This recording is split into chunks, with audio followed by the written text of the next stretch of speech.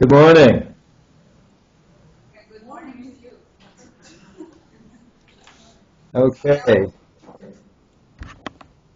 Are we ready to begin? Yes, we're ready. Okay. So today we are going to talk about the Hannah Siegel book, Introduction to the Work of Melanie Klein, the introduction and chapter 1. So let's start with an important concept that we haven't talked about so far, and that's the whole concept of position. The paranoid-schizoid, the depressive positions. Siegel, position is to be distinguished from a stage or a phase. Freud offers us a stage or a phase theory: oral, anal, phallic, Oedipal, latency, genital, and so on. Position is quite a different concept. There is a certain sense in which these are stages, in that PS clearly comes first developmentally, and D, depressive position, follows. And as she points out, both PS and D can be seen as subdivisions of Freud's oral stage. It's interesting the dating she gives. I pointed out that I leave it to the developmental psychologists to sort out the issue of the dating of these things, but whereas Klein identifies PS with 0 to 3 months and then D from 3 to 6 months, I noticed that Siegel is calling PS 0 to 3 or 4 months, and then she's referring to D as developing during the whole second half of the first year of life. So she's already broadening the dating of things a bit. Depressive position, second half of the first year of life.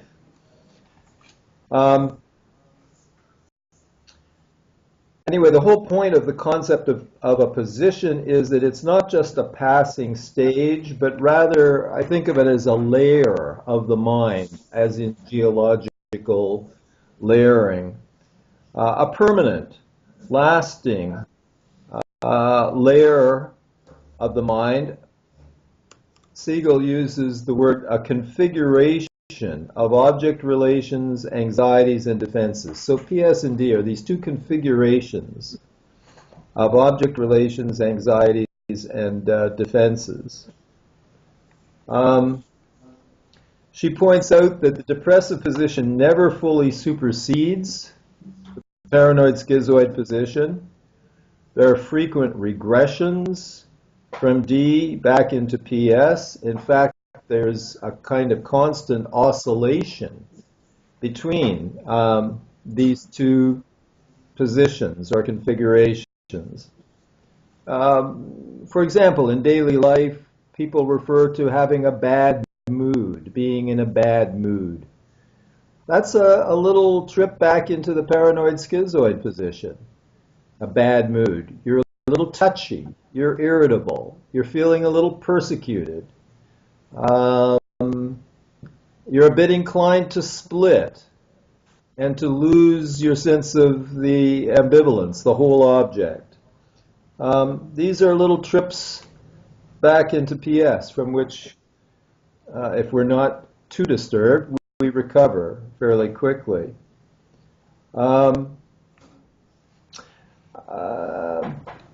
Siegel points out what we've already talked about, namely that the Oedipus complex can be seen as within PS or D. But there's an important distinction here that she doesn't quite elaborate sufficiently on, I don't think. But the Freudian Oedipus complex occurs in the depressive position, the truly Oedipal in the sense that the rival is both loved and hated. And as we've talked about, that's the whole poignancy of the Freudian Oedipus complex. That's in D. In PS, we get this triangle, but one parent is totally idealized and the other parent is totally devalued. In other words, splitting reigns. And that's a triangle. I don't really think of it as an Oedipus complex in the true sense. There's an obscure passage here in Siegel. At one point early in the introduction, she talks about neurotic. She says neurotic defenses can be involved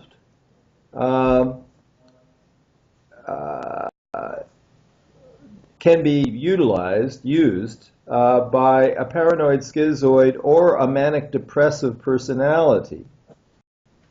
I don't know what she means by this. Is she saying that in the paranoid-schizoid position, one can develop pseudo-neurotic defenses? I mean, that would make a certain amount of sense to me. We may all have encountered people who look like neurotics. They appear to be using neurotic defenses, but if we accept them into therapy and get to know them, suddenly, to our dismay or to our horror, it feels like the neurosis is simply a facade, and underneath we find borderline or psychotic processes emerging from behind a neurotic facade. Perhaps that's what she means. But she also seems to be suggesting that there could be a manic-depressive person in the depressive position. A manic-depressive personality occurring in the depressive position. That to me makes no sense whatsoever. As I've pointed out earlier, for me, there is never depression in the depressive position, because depression involves splitting. I feel I'm all bad. That's a paranoid-schizoid phenomenon. So we don't get manic-depressive swings in the depressive position. Serious bipolar. Bipolarity, by definition, is almost a paranoid-schizoid phenomenon. Bipolarity. Split.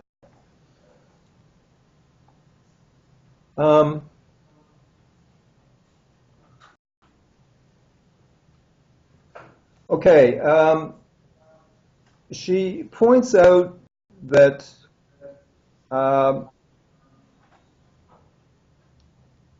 depressive anxieties, as we move into the depressive position, depressive anxieties are modified and become gradually less severe.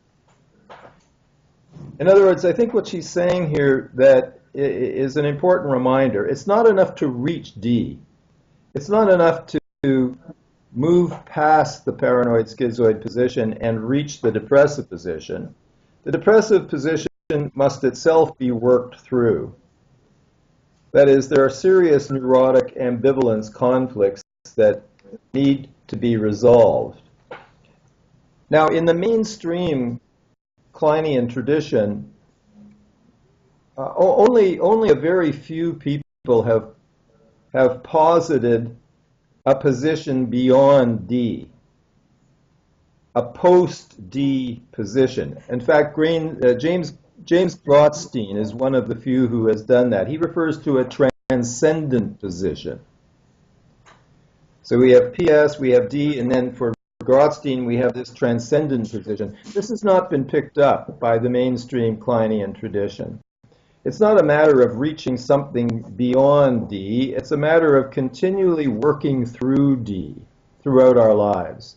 Really trying to recover it. Trying to recover it when we regress into the paranoid schizoid position, and then having recovered it, work it through. Re-achieve ambivalence. Considerable progress can be made in working through D, in working through neurosis. But the mainstream Kleinian tradition is not talking about some salvation, some nirvana, some satori, some transcendence.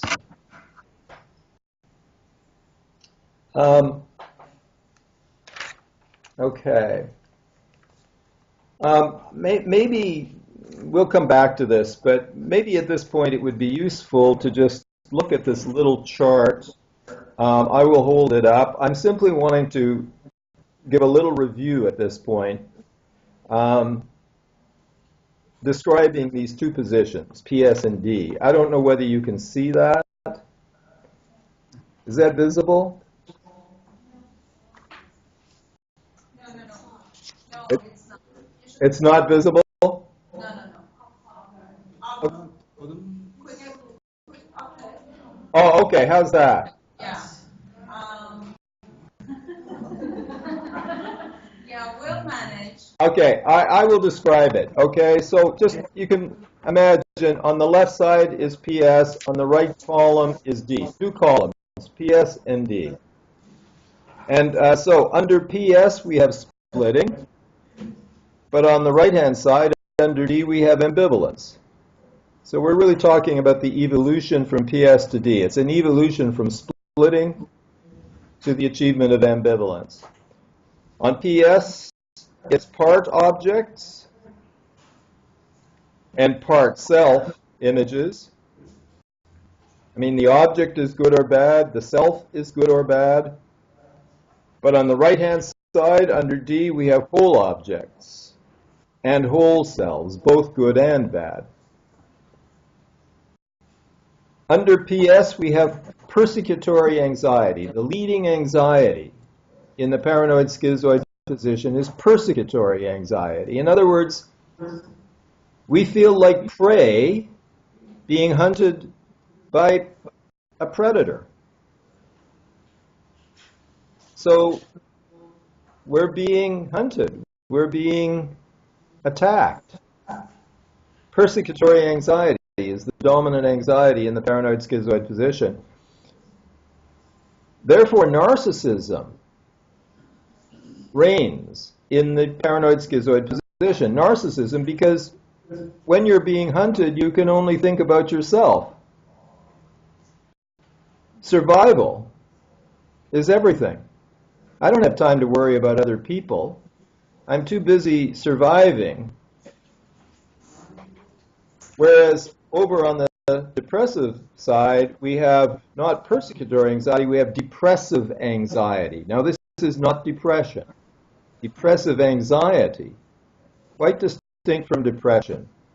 Depression's back over on the PS side. Depressive anxiety is this is what Winnicott renames capacity for concern. Klein's depressive anxiety and Winnicott's capacity for concern are the same thing. Concern for the other. Whereas in PS, we're all concerned about ourselves. Okay, just as on PS, we have persecutory anxiety. Also in PS, we have persecutory guilt. Now I'm referring to the distinction that Freud himself never made. The only kind of guilt that Freud recognized, really, was, to a very great extent, he just saw persecutory guilt, punitive guilt. Persecutory guilt, punitive guilt, this is self-attack. We're attacking ourselves. Our superego is attacking us. What Freud didn't recognize was what Klein calls depressive guilt. I prefer to call it reparative guilt. Depressive or reparative guilt. In fact, I propose renaming Klein's depressive position because of its misleading connotation that there is depression in the depressive position. To avoid that, I would rather call it the reparative position. The paranoid schizoid position and the reparative position. Okay, so persecutory guilt under PS, reparative guilt under D. Now, we haven't yet got to the discussion. We will be getting there in the coming three sessions, but envy and gratitude. Envy is on the side of PS, as is greed, both envy and greed Envy and greed both on the level of PS. Whereas on the level of D, we have gratitude. And I didn't read it. I didn't get that far in the paper we were reviewing last week. But it is in that paper, Our Adult World and Its Roots in Infancy, where on the printout from the PEP, page 254, here's what she says. Quote, "It is not for nothing that in saying grace before meals, Christians use the words, quotes, 'For what we are about to receive, may the Lord make us truly thankful.' For what we are about to receive, may the Lord make us truly thankful." A lot of people think that's saying thanks for the meal. It's not. If you look at what's being asked, for what we are about to receive, may the Lord make us truly thankful.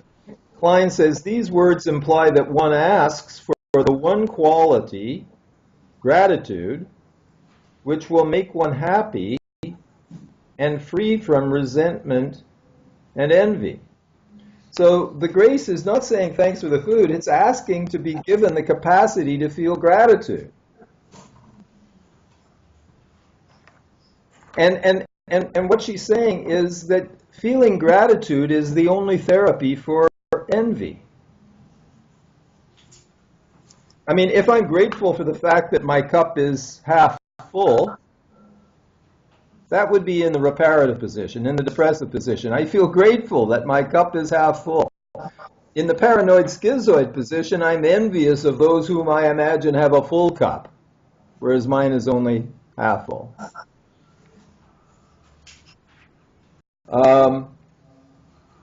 Klein was Jewish. She flirted with Roman Catholicism. At one point, she thought of converting to Roman Catholicism, but she did not. But she certainly had some appreciation for this aspect of Christianity.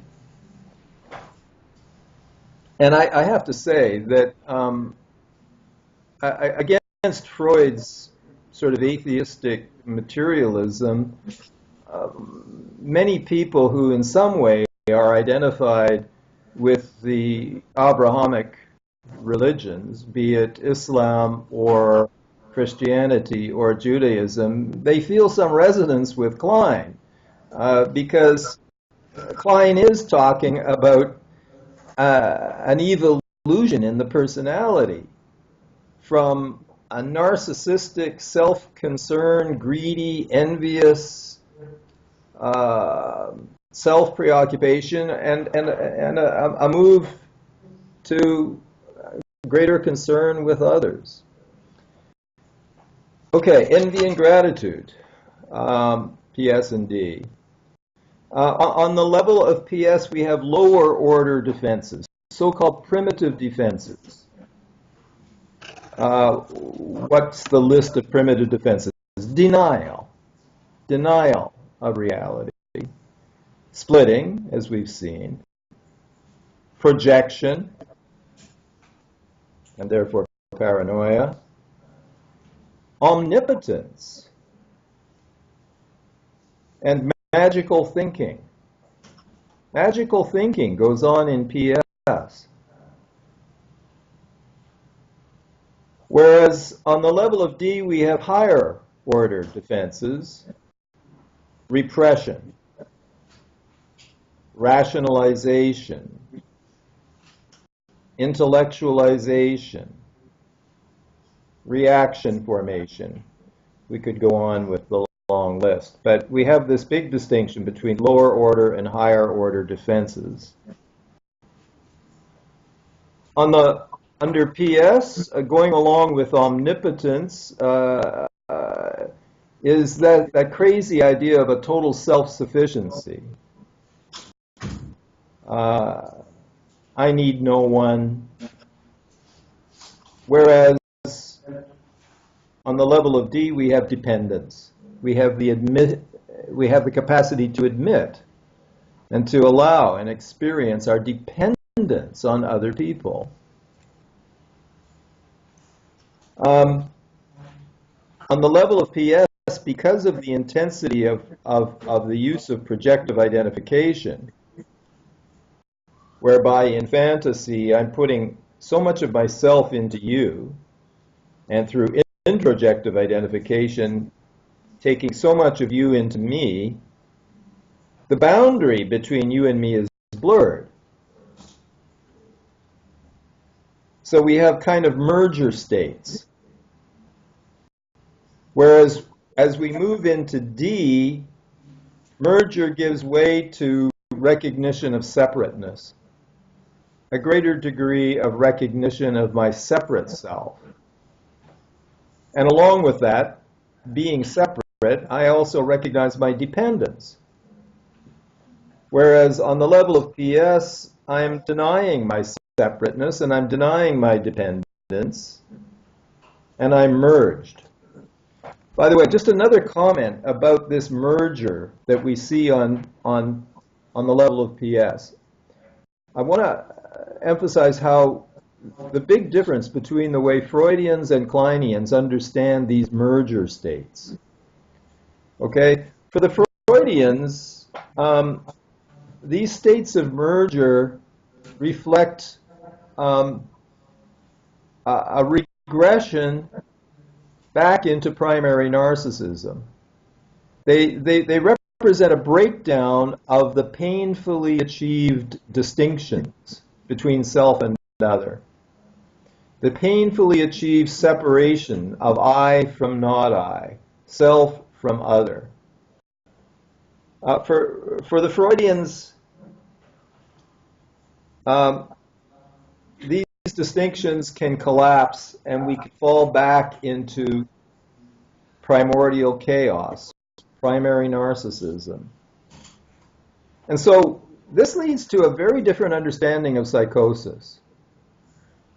When a patient is starting to feel enter into merger states,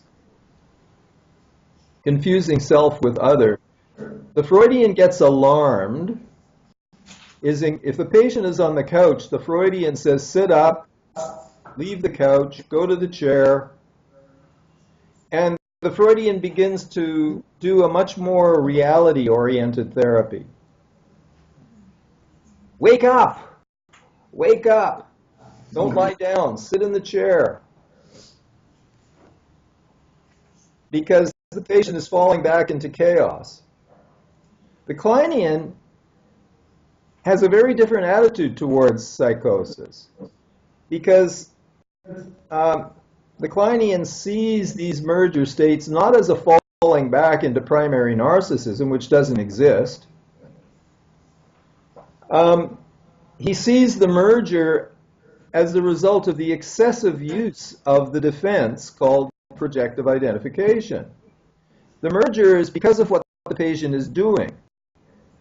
The patient is putting too much of herself into me and taking too much of me into herself. And therefore, she's become confused about what's her and what's me. So this is not a falling back into primordial chaos. This is something she's doing through the use of projective identification. And so the Kleinian doesn't sit her up or get her off the couch. He just interprets what's going on. He gives interpretations.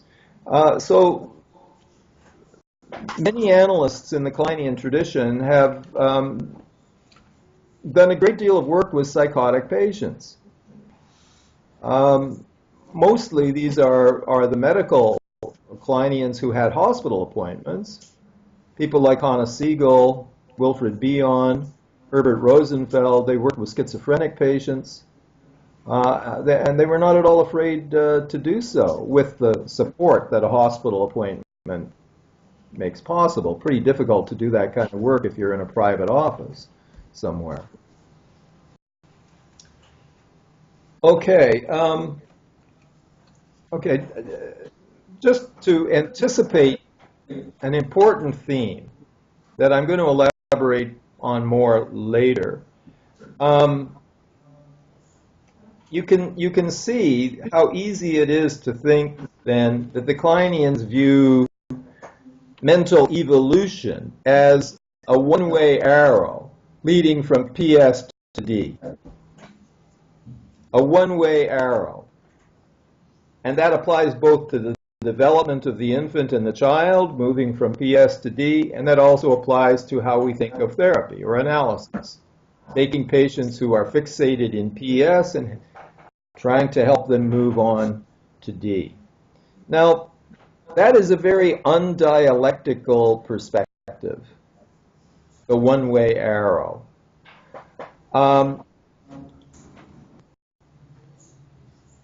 By dialectical thinking, I'm referring to Hegel, and Hegel saw both history developing and philosophy as developing through the clash of opposites. A thesis, for example, the idea that ultimate reality is materialism.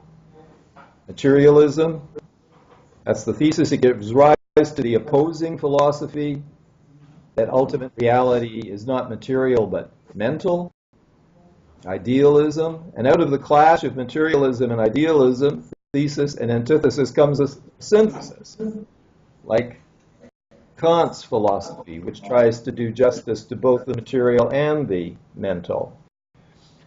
Okay, dialectical thinking is thinking which resists polarization, tries to get beyond polarities. But here we have a polarity. I mean, Kleinian theory is supposed to be about getting beyond splitting, but here we have a split. More recently, Kleinians have looked at this and have realized that while Kleinian thinking is all about overcoming splitting, here it is infected with splitting. Because it implies that PS is all bad and D is all good. That's very undialectical. So some of us have started to think, well, okay, what is the good that's in PS? And what's the bad that is in D? I mean, there's a bad side to living in D, and there's a good side to living in PS. Okay, what is good in PS? Well, falling in love.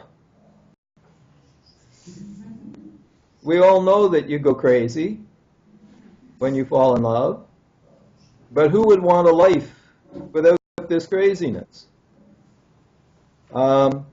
Passion belongs in PS. Passionate intensity.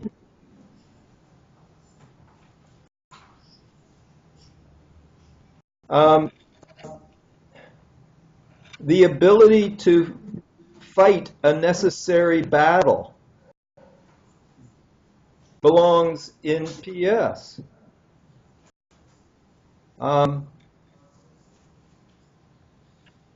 I mean, if we're confronted by someone who is out to destroy us, we have to be able to forget about their humanness and shoot them. I mean, one of my heroes is Pastor Dietrich Bonhoeffer, who was a devout Christian minister and a pacifist. But as he saw what was going on in Germany under Hitler, he not only left safety in New York, and he went back to his country to be with his people. And when he got back there, when he began to see what Hitler was doing, this pacifist Christian pastor entered into a secret plot, initially just to undermine Hitler's war effort, but finally he joined the plot to assassinate Hitler. Unfortunately, they missed. The bomb went off close to Hitler, but they missed. And Bonhoeffer was hung. So Bonhoeffer realized it was necessary to forget Hitler's good side. I mean, he had been abused as a child. He'd been severely beaten by his father. He's reported to have been very kind to dogs.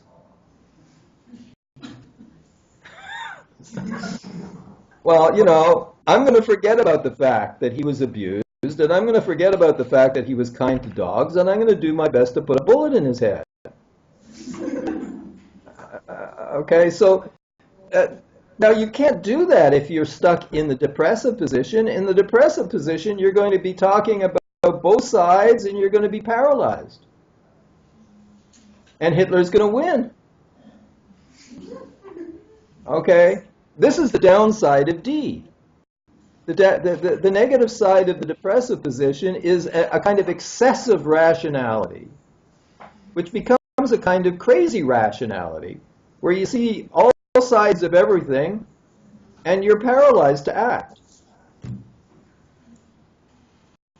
Now, again, let's talk about marriages.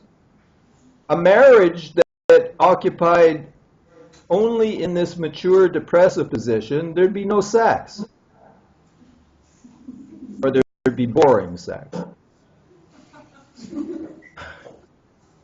Passion belongs in the paranoid-schizoid position. So if you're going to have a marriage that has some passion, you have to somehow oscillate between PS and D.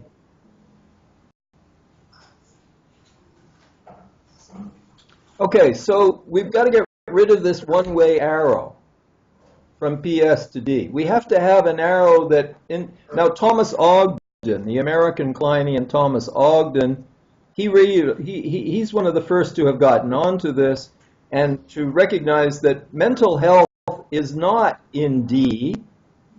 It's not getting fixated in either PS or D. It's an oscillating arrow going both ways that tries to put together what's healthy and necessary in PS with what is healthy in D, and not becoming fixated in either of these two positions.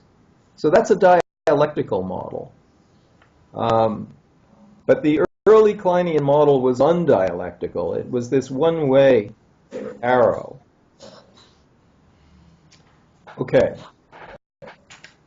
So let's come back to Hannah Siegel.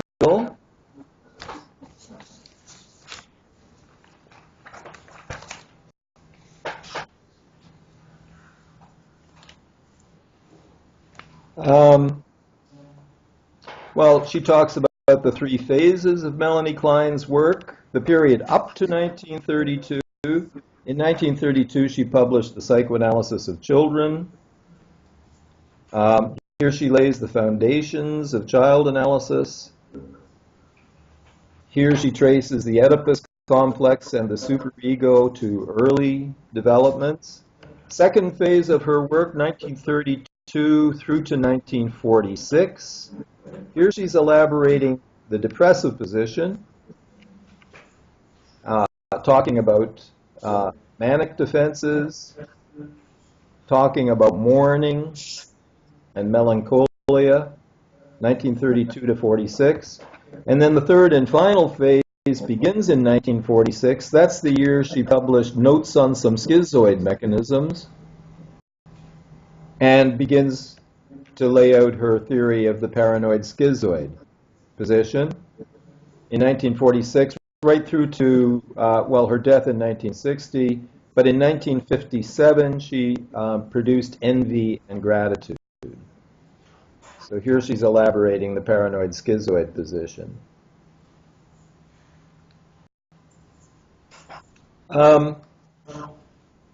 Oh, yes, a comment about her play technique with children. Siegel reminded me that of course, in working out her play technique, Klein is very influenced by Freud's observations of his grandson, as laid out in his 1920 book, Beyond the Pleasure Principle. Now, Freud's daughter, after having this child, after so many months, forget how old the child is, I think a year and a half. Anyway, the child's mother, Freud's daughter, goes back to work part-time, and the baby is having to cope with this half a day separation from his mother. And Freud observes him in his crib playing what came to be known as the Furt da game. He's got a spool, like a thread, a spool. And he throws the spool over the side of the crib, and then he pulls it back. And when he throws it, he says, Furt, German meaning gone, gone away. And then he pulls it back, and he says, da, back again. So he's playing a game of gone back, gone back. And Freud recognizes that the spool symbolically represents his mother. Only, he's a victim of it. He can't control her comings and going. But he can control the coming and going of the spool. So he's the master now. He makes it go away. He makes it come back, which is what he can't do with his mother. And then later in the book, Freud observes the same game being played, this time with a mirror. It's one of those mirrors that you hang on the wall, but there's a few feet above the floor before the bottom of the mirror starts. And the little boy is able to see himself in the mirror, and then he's able to crouch down, and then he's able to pop up and crouch down. So he makes himself appear, and he makes himself go away. So in these games, he's making mother go away and then come back, and then he's making himself go away and come back. And Freud is observing this play.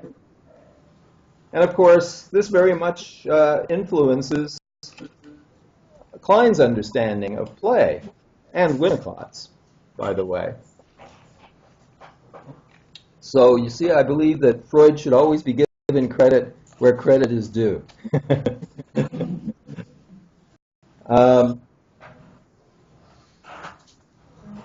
Okay. Siegel points out that for Freud, the Oedipus complex starts 3 or 4 years of age. Klein observes that she sees it in 2.5-year-old children. And she emphasizes the pregenital, oral, anal, urethral elements, pregenital aspects of the Oedipus complex.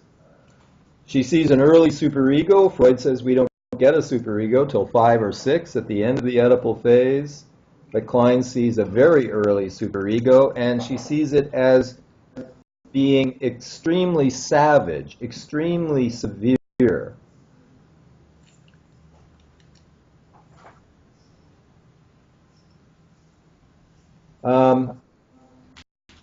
She's very much emphasizing aggression more than libido. She's seeing defenses erected mainly against anxiety and aggression. And she's emphasizing the primitive defenses, denial, splitting, projection, prior to repression. Okay, so she comes to understand the important role of splitting. The good needs to be protected by keeping the good apart from the bad. And so last week I meant to talk about this chart. I think you have a copy of this one, right? Yes. I think we had it last week, didn't we? Yes, we have. We still have it. Okay. So I'm simply fourfold chart. Good and bad at the top, self and object. So we have these 4 positions. We have the good self and the bad self, and we have the good object and the bad object. And the point is that the good must be protected from being destroyed by the bad. So let's talk about the good object first. The good object. It can be attacked by the bad object. It's threatened with being destroyed by the bad object. And it can be attacked by the bad self. 2 attacks on the good object. Bad object attacks it, bad self attacks it. Same thing with the good self. The good self can be attacked by the bad self, and it can be attacked by the bad object. So we're having to preserve the good by keeping the good apart from the attackers. So splitting is essential to preserve goodness.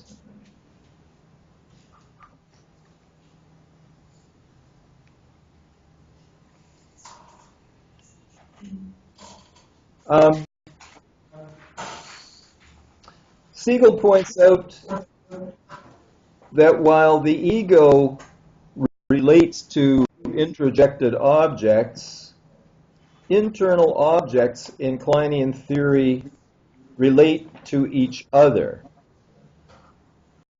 Now, this is a theme that many Kleinians have elaborated on. I have to say I'm pretty ambivalent about this aspect of Kleinian theory.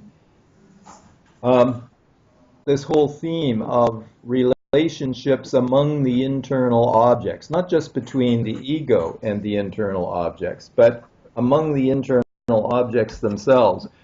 The Canadian Kleinian Clifford Scott came up with the concept of self-envy.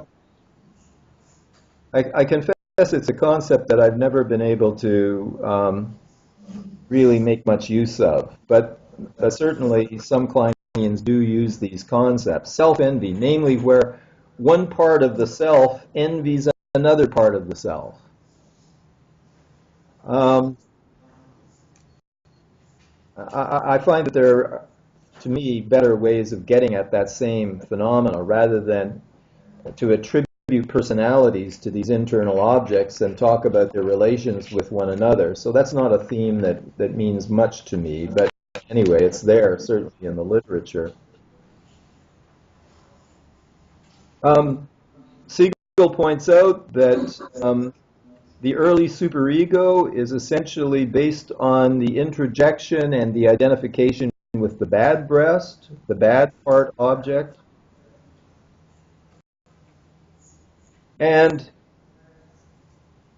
she points out that in contrast to the superego, the ego ideal is based on the introjection and identification with the good breast. So the bad breast, the persecuting part object, is the basis of the early severe superego. The good part object is the basis of the ego ideal, and I would say also of the conscience, what I call conscience, both ego ideal and conscience. They're different functions. I won't elaborate on that now, but both ego ideal and conscience are grounded here in identification with the good breast.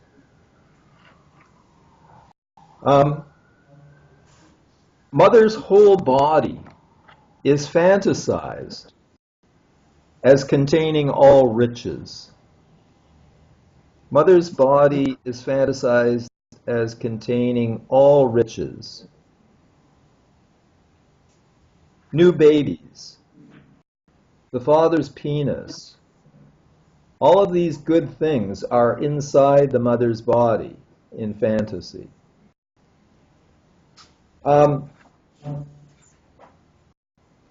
So, and of course, Klein argues that extending out from the mother's body through symbolizing processes is the whole of nature. In fantasy, nature is our mother's body.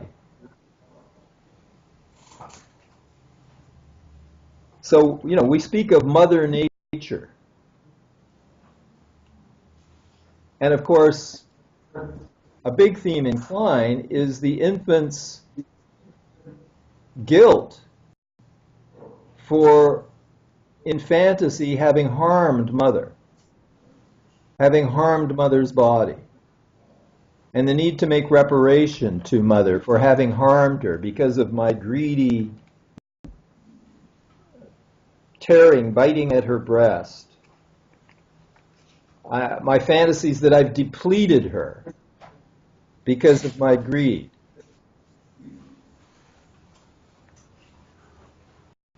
In my frustration, I have fantasies of destroying her body.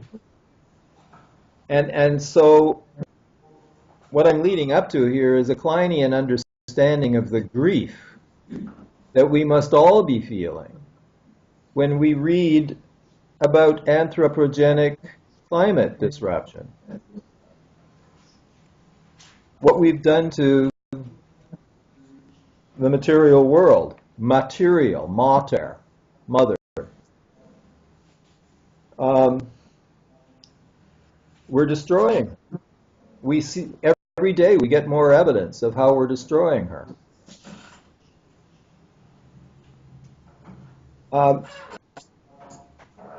There was a TED talk that you might want to listen to by Bernie Krause, Krause, did a TED talk called The Voice of the Natural World. He took sensitive recording equipment over periods of years to certain areas of nature. And over 10 or 15 years, you hear in the same spot, you hear a cacophony of insects and birds and the noise. And then he goes back 3 years later and it's quieter. And then he goes back 3 years later and it's quieter. And then the most recent one, you can hardly hear anything. How many thousands of species are gone? I mean, it's heartbreaking. The destruction. So what I'm trying to say is that, I mean, from a Kleinian perspective, what's going on in us emotionally? I mean, we have a hard time dealing with our fantasies of having destroyed Mother in the first place, and now we're surrounded by evidence of what we're doing to Mother Nature. We must be filled with guilt and remorse. What is the effect that this is having on us, living with all of this evidence of destructiveness, of our greed?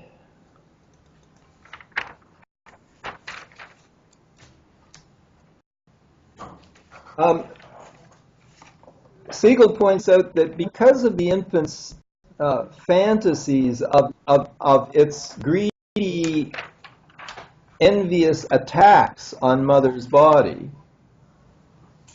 By the way, maybe I should just say a word here about why envy is such a destructive thing. I mean, in the paranoid-schizoid position, it's bad enough that you are being hunted by a predator. You're being hunted by the bad object.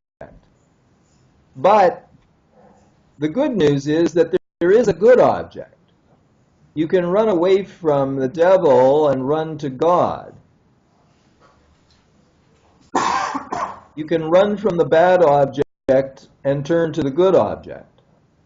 But once envy kicks in, you're really messed up, because now you can't turn to the good object because you envy it for its very goodness. And so in a sense, the good object has gone bad. The good object is no longer a good object. You're hating the good object because you envy it. So now you're being attacked by the bad object, and even the good object has gone bad.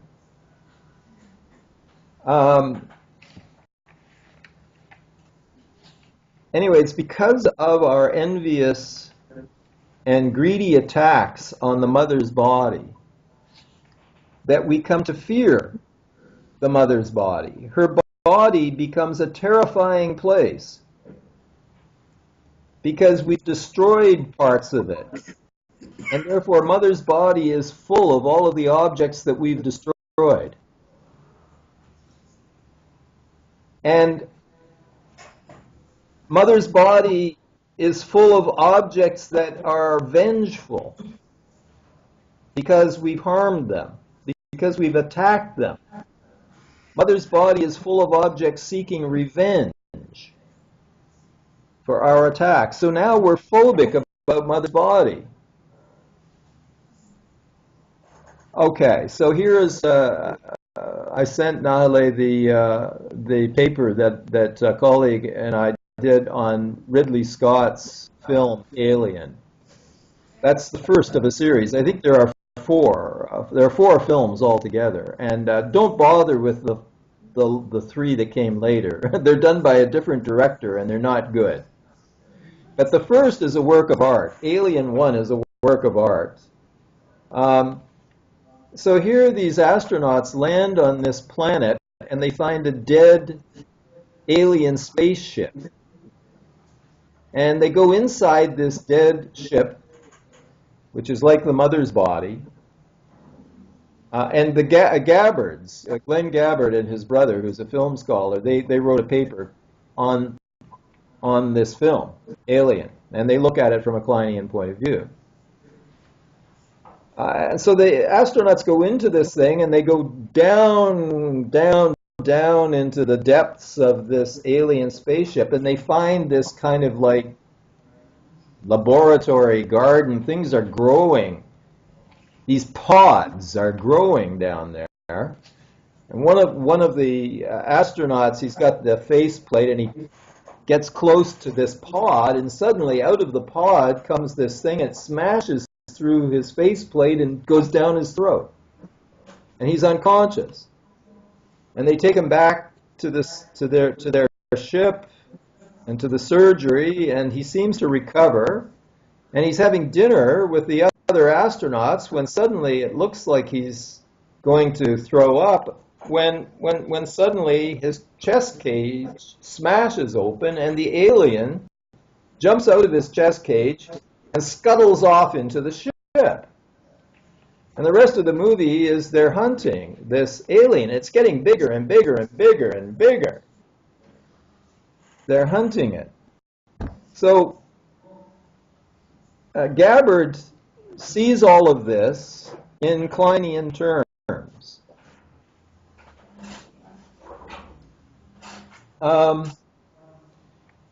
And there's this whole preoccupation beautifully illustrating Kleinian themes, because the question is, where is the alien? Like Sigourney Weaver, the actress, is astronaut. She's trying to get rid of it. She's trying to get it out. She's trying to project it outside the ship.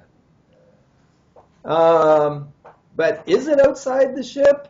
Did it get back in? Is it out? Is it in? I mean, the bad object is initially in the pod, but it goes down his throat and it's inside his body. It's inside.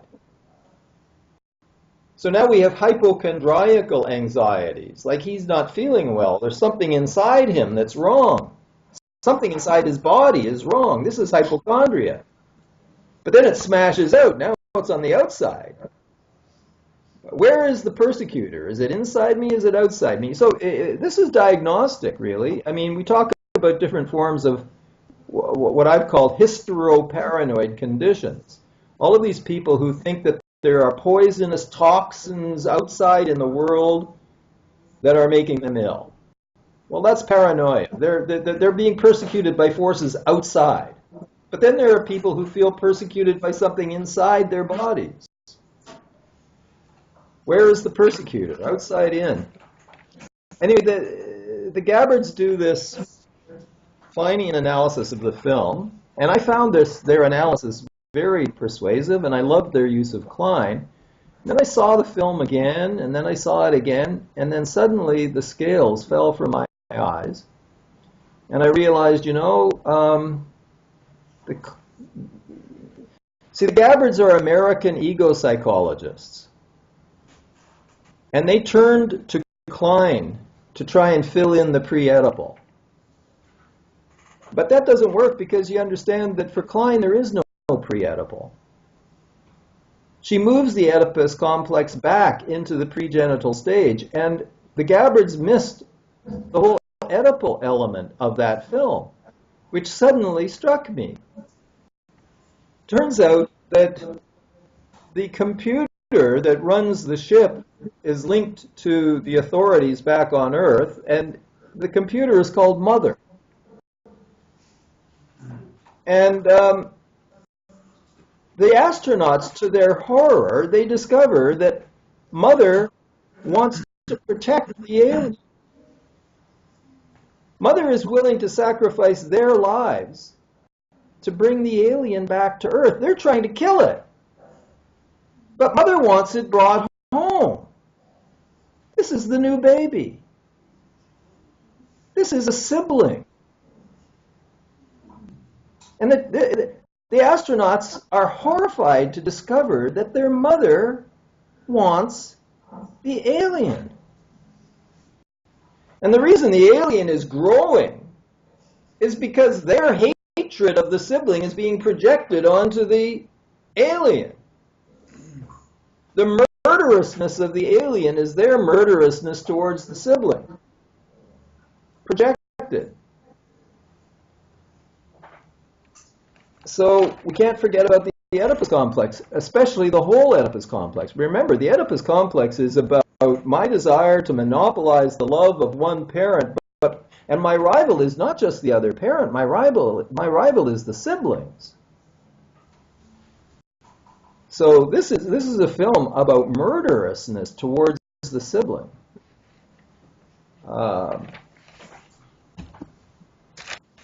So, I call myself a Kleinian Freudian. We shouldn't go so far into Kleinian theory that we forget the enduringly truthful elements of Freudian theory, especially the Oedipal dynamic, even though we move it much earlier. So anyway, if you can view that film, it's really worth looking at from these points of view. Okay, the important theme of symbol formation. Because we have these fantasy attacks on mother's body and its content, her body becomes an object of anxiety, and this forces us to displace our interest from her body to the world around. Our fear of her body forces us to displace our interest outwards, away from her body to the world around. And so we begin to become interested in things in the world. But if our anxiety is too great, this process of symbol formation, this process of finding meaning in the world outside mother's body, is undermined if our anxiety is too great. Then we get a failure of interest in the external world, and sometimes we have psychosis or autistic spectrum disorders. There's been too much anxiety at the beginning, and so the person retreats into a fortress. They turn inwards, and the process of getting connected to the external world is undermined. Symbol formation fails.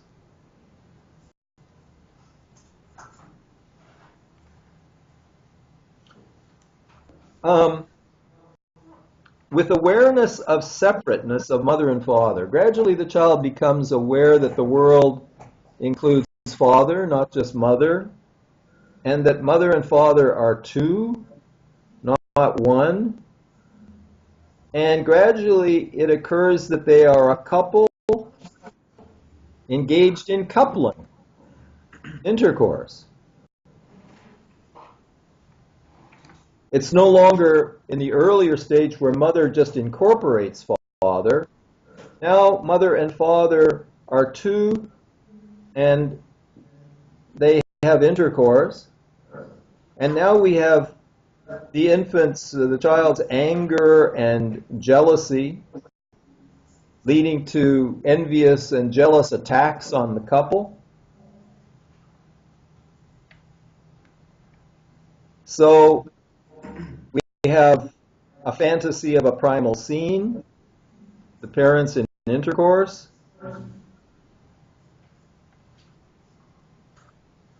And because of aggression towards the parental intercourse, towards the parental couple, like the mother's body, the parental couple become an object of fear. This is an aspect of Klein's thinking that Wilfred Bion will pick up on and elaborate in interesting ways. Out of his jealousy and his envy, the child hates the coupling. But for Bion, all thinking is coupling. thinking is coupling. He says in order to think, it's pairing. You have to pair a preconception with a realization leading to a conception.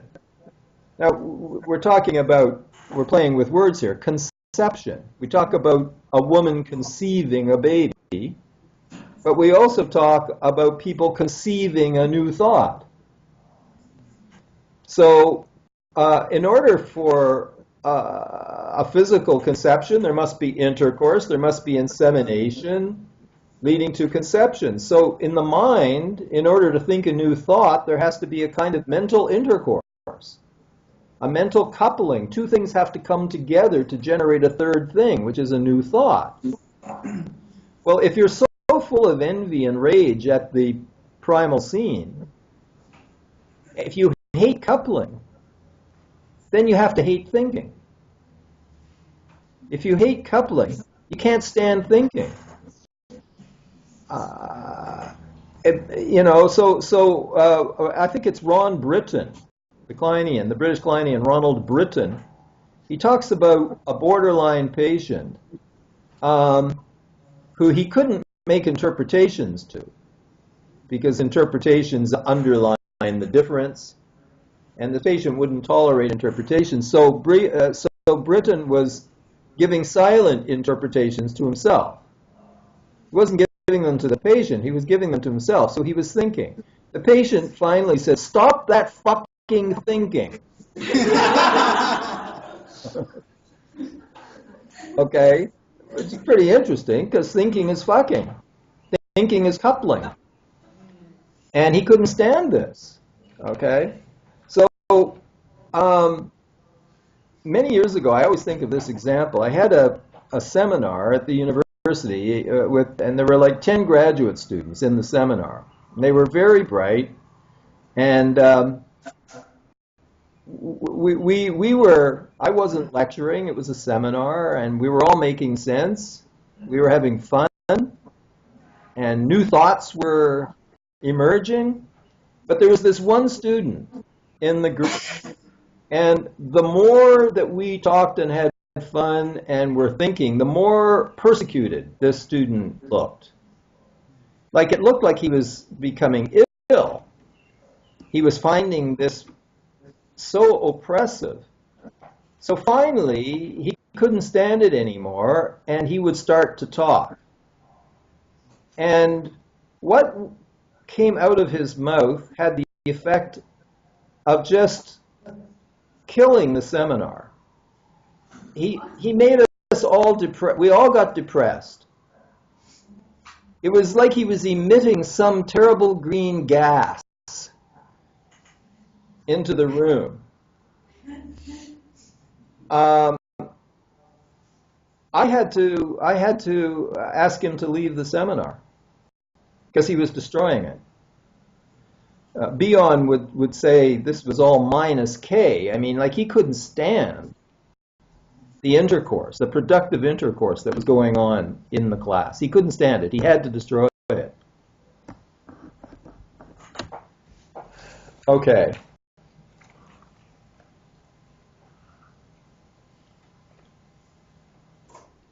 Okay.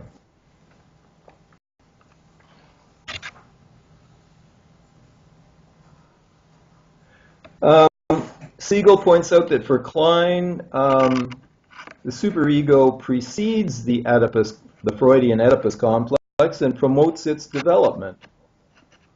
Fear of internal bad figures leads the child to seek libidinal contact with the parents as external objects.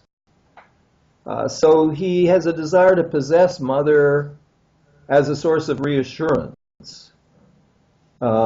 against his terrifying internal fantasies. And he seeks libidinal contact with his mother to make restitution and to make reparation for imagined damage done in fantasy. So the superego as the bad internal object actually precedes and promotes the development of the Oedipus complex, in that out of fear of persecution, the child seeks libidinal contact with the parent in order to make reparation and to receive reassurance. Okay, Siegel describes some of Melanie Klein's ideas about female development, which are quite different from Freud's famous, very deficient theories of female development. For Klein, the girl has an early awareness of the vagina. For Freud, it's as if the vagina, the child has no awareness of this. But for Klein, there is early awareness of the vagina. A passive oral attitude towards father's penis is transferred from mouth to vagina. In fact, for Klein, both sexes have an early awareness of the vagina. Without going into the details, the point is that female sexuality for Klein is something in its own right. It's not just a castrated version of male sexuality.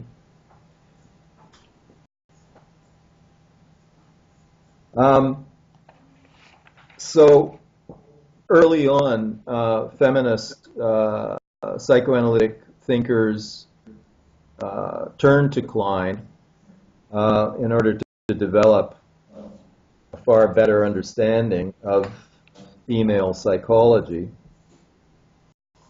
So Klein, like Karen Horney, Juliet Mitchell, certainly in her 1976 classic Psychoanalysis and Feminism, draws heavily on Klein and on Horney and on Lacan, actually, to work out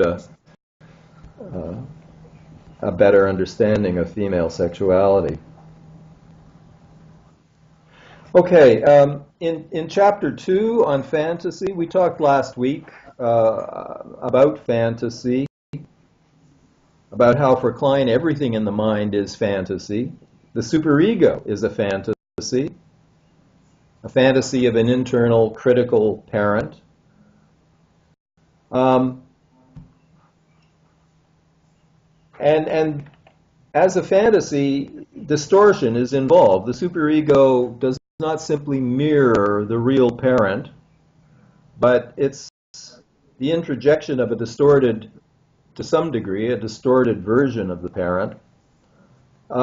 Klein's colleague Susan Isaacs is very important here in terms of working out this theory of the mind as fantasy. For Isaacs, fantasy is the psychic representation of the drives.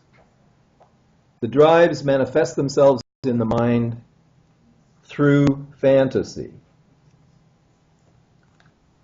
From birth, the ego forms primitive object relations in fantasy. There's no primary narcissism. Fantasy is not an escape from reality, but a constant accompaniment of real experiences. Now, when Isaacs writes about fantasy as the representative in the mind of the drives, pretty soon the Kleinians just stop thinking, really, about drives as apart from fantasy. The mind becomes fantasy. It's not that the fantasies represent the drives. The drives are fantasies. The drives are fantasies of loving and fantasies of hating.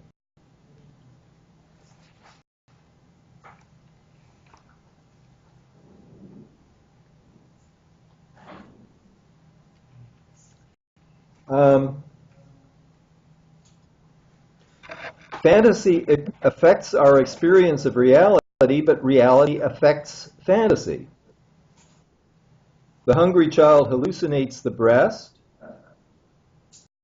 but if the real breast comes and feeds in a good short time, the result is very different than if the breast doesn't come and feed.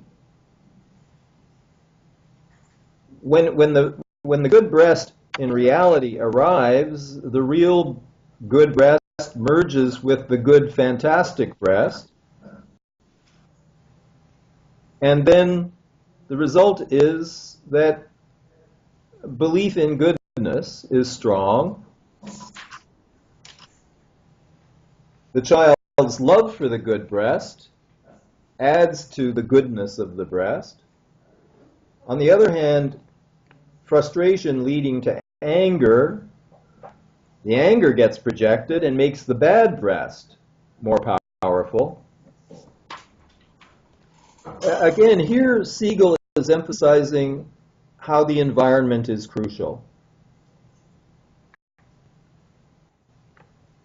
in terms of determining the balance between love and hate. When the environment is responsive, love will be more powerful than hate. When the environment is highly frustrating, hate will be more powerful than love. But even in the best environment, persecutory fantasies will exist, even in the best situations, because there will always be some degree of frustration. But the degree of frustration makes all the difference. And of course, we talked also about temperamental factors last week. That can't be left out of account.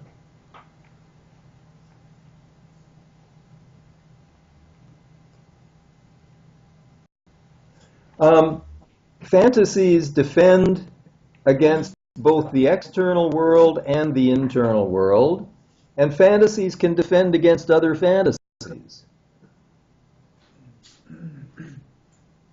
In other words, a fantasy of omnipotence defends against a fantasy of total impotence. Manic fantasies are used to ward off depressed states.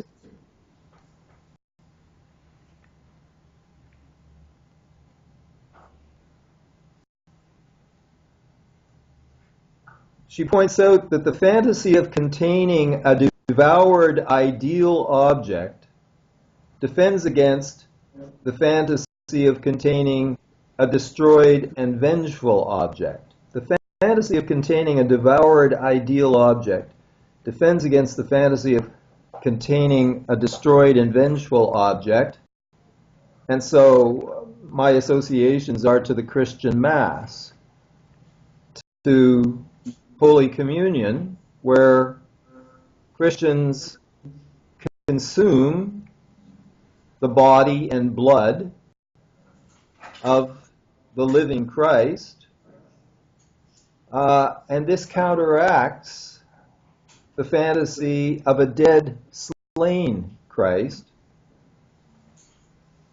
So you watch believing Christians taking the communion, and many come back from having received the communion. They come back with a look of radiant bliss on their faces.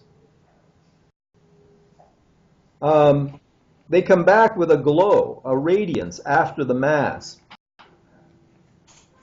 Because in a magical paranoid-schizoid way, they feel that they have just swallowed the goodness of God, and they are filled with God's goodness, and they are radiant. They have this glow.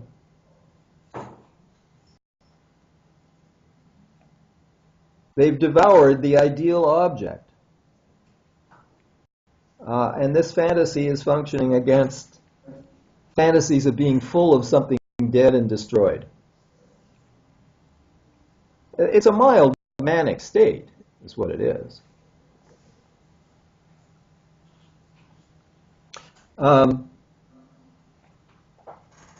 But I had a patient who was a devout Anglo-Catholic, and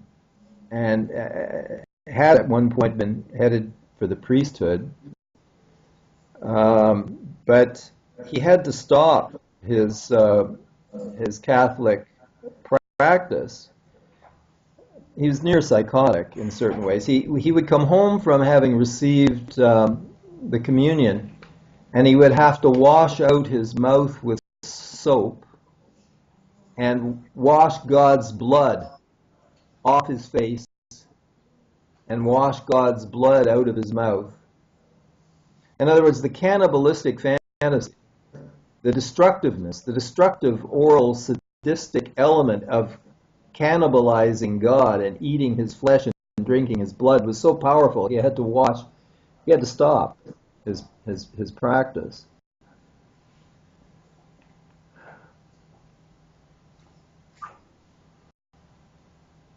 Okay, she makes the very good point that defenses are fantasies. Now, this is a good clinical analytic, technical point. Defenses are fantasies, and the patient isn't going to understand your interpretation of the defense as a mechanism until you get at the underlying fantasy of which the defense is made up.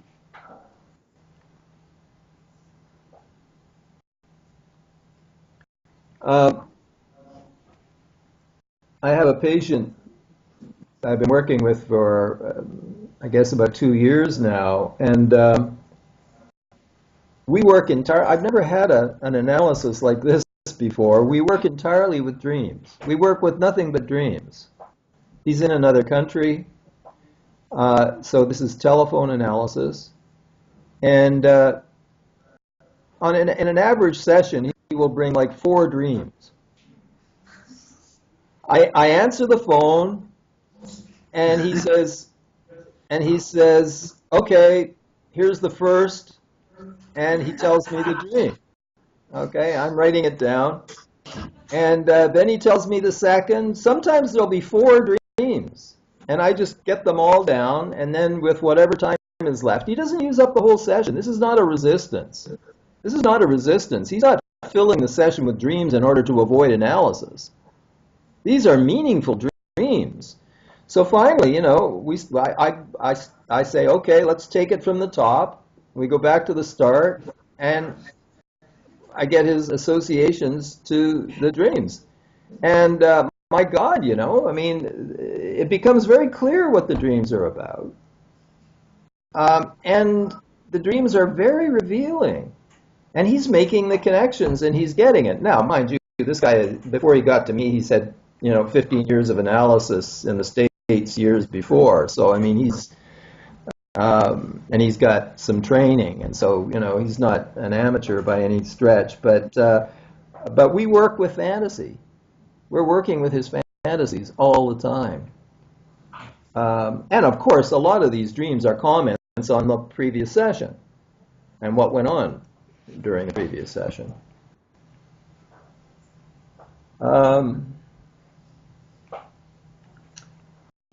Because personality structure is grounded in fantasy, if you change the fantasy, the personality changes.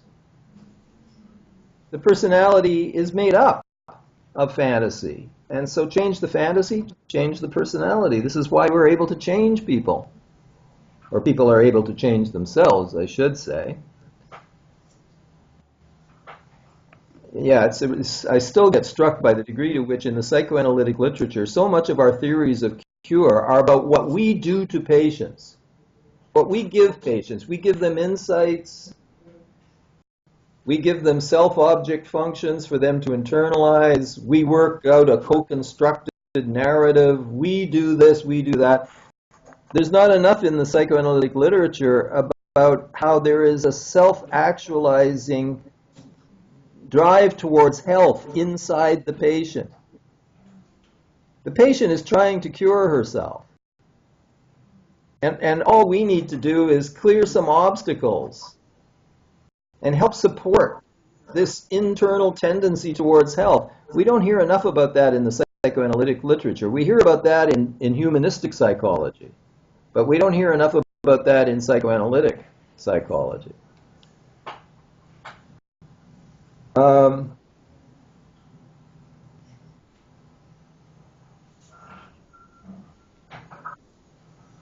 By the way, Freud, in Civilization and Its Discontents, Freud gives Melanie Klein credit. He gives a bow to Melanie Klein in his discussion of the superego. Because in Civilization, he's saying it's a mistake to think that the severity of your superego mirrors the severity of your parents. He's saying sometimes you get a strict superego because you had very strict parents. But sometimes you get a very strict superego, he says, with very lenient parents. Why? Because even lenient parents, permissive parents, have to frustrate the child sometimes. The child runs out into the street. Mother runs out and grabs the child. The child's frustrated and he's angry. But it's hard to be angry against such a wonderful, lenient, permissive parent. So where does the anger go? Back against the self, leading to a severe superego. So sometimes, even with lenient parents, you get a severe superego. And Klein makes the point that sometimes you get a severe superego because you've introjected a parent loaded with your own aggression. The parent was not hostile, but in your fantasy, you made the parent hostile and severe. And so sometimes you've internalized this distorted view of the parent as hostile into the superego.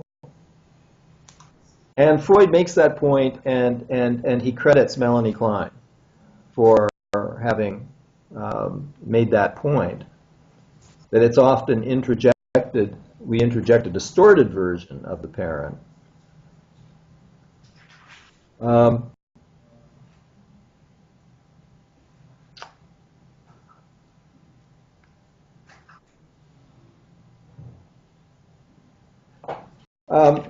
Delay fantasy gratification, being able to hallucinate the breast and give ourselves fantasy gratification, that enables us to delay. Instead of immediately seeking discharge and gratification, we can wait because we can fantasize gratification.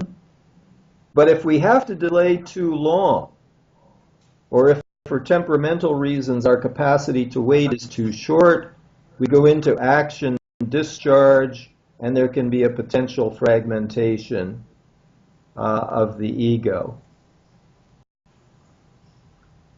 And like Bion, Siegel emphasizes that thinking has its roots in fantasying activity. Okay, so we're up to chapter 3 of Siegel's book. We don't meet next week, do we? So we meet in, yeah, that's right. We meet in 2 weeks' time on July 4th. And so that's chapters 3 to 5 in Siegel on the paranoid-schizoid position. So we've got a few minutes left. Any questions or comments?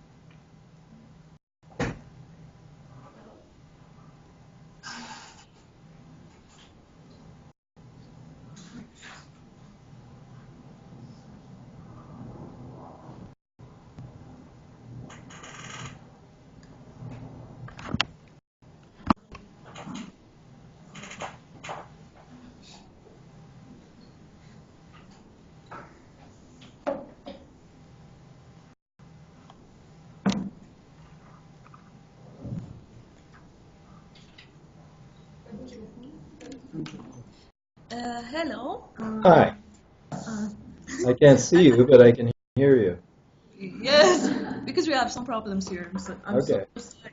I have a question from last session where you talked about the process of internalization or fantasy. I'm not sure I get it well. I was wondering if you could explain it again, please.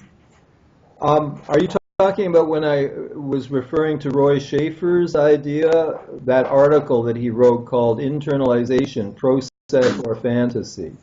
Yes, exactly. Okay. Um, well, I guess in the Freudian tradition, in the ego psychology tradition, um, people wrote about defense mechanisms as if they were somehow real psychological mechanisms. Um, whereas in the Kleinian perspective, these are not real mechanisms, they're fantasies. And so Schaefer his whole career had been grounded in ego psychology. He had written a book in the late 60s, I think it was, called Aspects of Internalization. He was following Heinz Hartmann and Freud, and he was describing internalization as a very real process where something from the external world is taken and relocated in the internal world. But finally, in 1976, Schaefer was beginning to kind of wake up to the question, well, where is this internal world? What is this process of internalizing? And he began to realize that it's really a fantasy. The internal world is a fantasy. Internalization into it is a fantasy. Projection is a fantasy. Maybe it's clearest to talk about this in terms of projective identification. We will be talking about that mechanism, but let me say right now that it's important to distinguish Klein's understanding of projective identification from Bion's. Okay, Klein is a one-body theorist. She's not a two-body theorist. So by projective identification, what Klein means is A's fantasy that he has put bits of himself into B. She's not at all concerned about the effect on B. She's only talking about A's mind. One body. A has a fantasy that bits of himself now reside in B. Okay, so like the Freudians, Klein was very skeptical about the concept of interpersonal projective identification. Very skeptical, because she thought that it opened the door to analysts evading their countertransference and blaming their countertransference on the patient.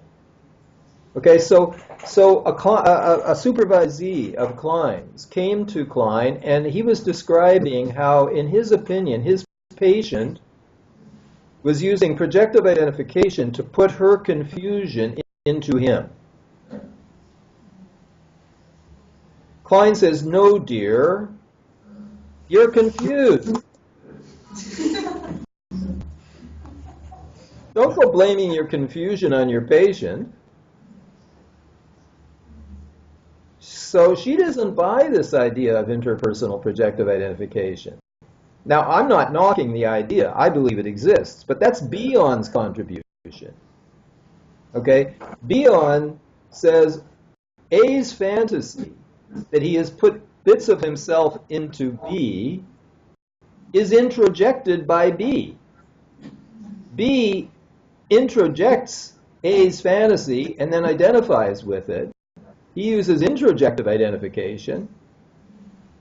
And so you could say he's drawn into A's fantasy. B is drawn into A's fantasy. Now, of course, this sounds kind of magical, but in fact, it happens all the time. I mean, social life is a process of continually being drawn into other people's fantasies.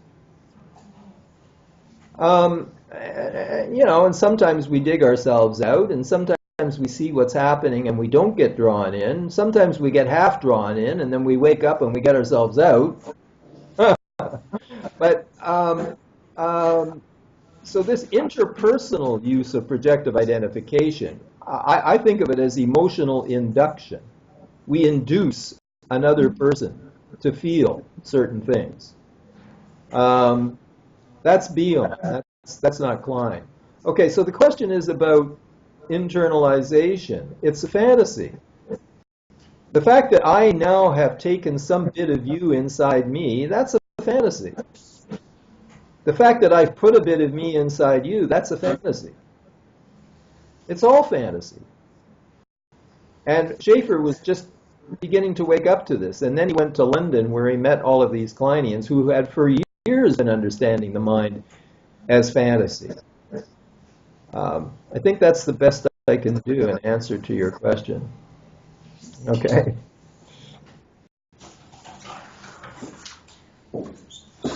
Okay. Okay, thank you very much. Okay. Earlier we had some problems with the microphone. No problem. We'll see you in 2 weeks' time. In 2 weeks. Thank you very much. Bye. Bye.